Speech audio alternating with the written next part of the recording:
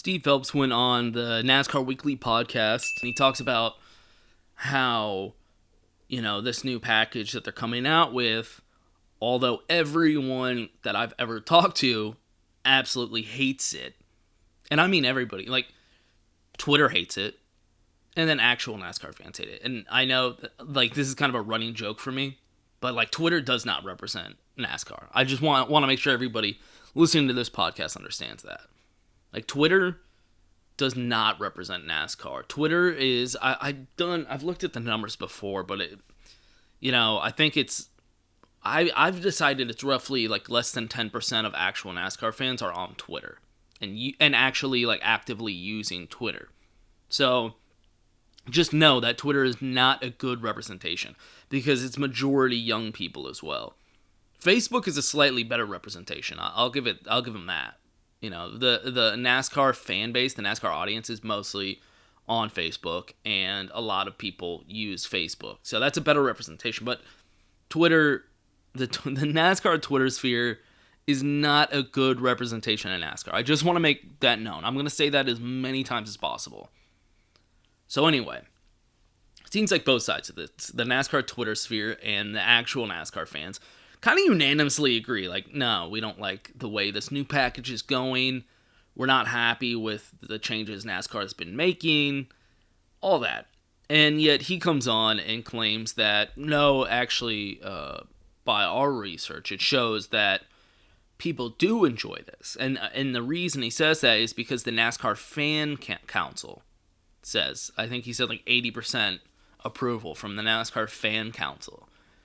And so then, I was commenting on their video saying, what the fuck is this NASCAR Fan Council anyway? Who is this? Are they just going around the office at NASCAR HQ and being like, hey, do you like what we're doing here? Do you want to keep your job? And they say yes. And they're like, okay, boom. But apparently people were responding to me being like, I'm actually part of the Fan Council. I got a lot of comments of people that are part of this Fan Council. Apparently you can sign up for it. And they send you these questions, but they gave me examples of how they ask the questions, and it's fucking insane, dude. They're like, do you enjoy good racing, or do you enjoy not good racing? And you're like, well, I enjoy good racing. And they're like, okay, so that means you want bigger spoilers. And it's like, what? That totally unrelated. Do you enjoy puppy dogs and beaches? Or do you enjoy Satan himself and needles and eyeballs? Well, I think given those two options, I'd probably pick puppies and beaches. Bigger spoilers. Number placement. That's what they do. So, I don't know why they have to make up... they invest money into this, which means they invest... think about this. I'm in marketing, so I always think about it like this. They're investing money into creating essentially propaganda to, I don't know what, persuade fans that actually you do like it. That's insane. I get propaganda and stuff like that in politics. I mean, say it's fucked up all you want, but it's effective, it's utilized for a purpose. But in NASCAR, I'm I don't understand. Are you investing money into creating propaganda just to convince yourself that your idea is good? Because you're not going to change fans' opinions on the product on the track just because you said, well, 80% of this fan council says it's good. It's just yeah, but I'm not part of that fan council and I don't think it's good.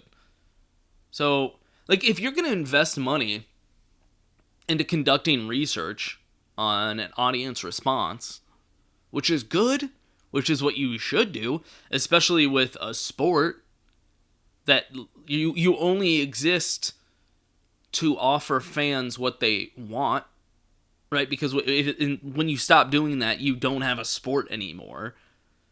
I mean, that seems obvious, but no, that's a good thing to invest money into conducting research on fan reactions to things. But then actually do it.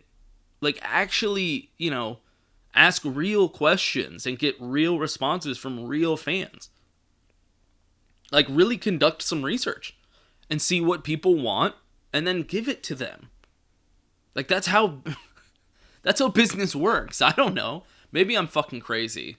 You know, we're living in this world of monopolies, so I guess I just don't understand business anymore. Hello, come right in.